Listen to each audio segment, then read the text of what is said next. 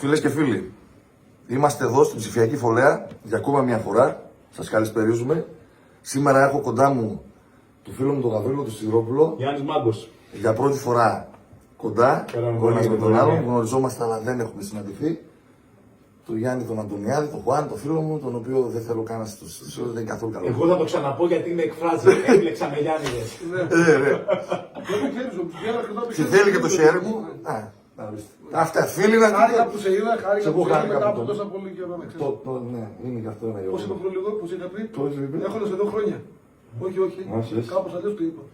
Δεν πειράζει, Πολύ πάμε ωραία. παρακάτω. Πολύ ωραίο να ακούσει ο κόσμος αυτό που θέλουμε να παίξουμε. Ναι, σωστά, Να πάμε. παίξουμε κάτι ωραίο. Το Κάτι... πιο πολύ δίκιο το έχει ο Γαβρίλος.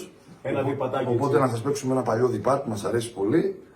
Για την ξενιτιά νομίζω Πρέπει να είναι παραδοσιακό. είναι γραμμένο. Δεν θυμάμαι, δεν ξέρω αν είναι παραδοσιακό. Πολύ. Ξέρω πολλούς σκοπούς αν είναι παραδοσιακή ή όχι, αλλά αυτό το διπάτι ειλικρινά σου λέω νομίζω πως δεν είναι παραδοσιακό. Δεν νομίζω να είναι, δεν είναι παραδοσιακό, νομίζω. Άρα είναι ένα υπέροχο παλιό διπάτι. Είμαστε έτοιμοι? Έτοιμοι. Πάμε.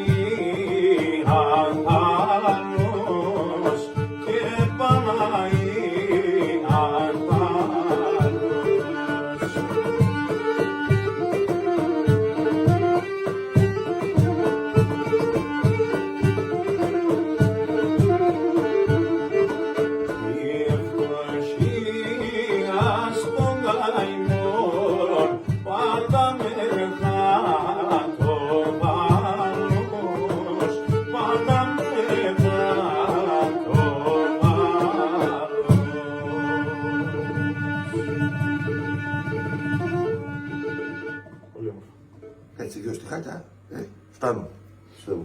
Είμαστε πάρα πολύ καλά. Είμαστε πάρα πολύ Για καλά. δείγμα. Τέλεια. Για δείγμα, έτσι. Σας αγαπάμε πολύ, θα σας στέλνουμε την αγάπη μας σε όλους. Τον Γαβρίλο και τον Γιάννη, εγώ θα τους ξανά έχω εδώ. Σήμερα τα παιδιά ήταν περαστικά, πολύ γρήγορα, ένα καφέ Αυτό, ναι. και χαιρέτησαν.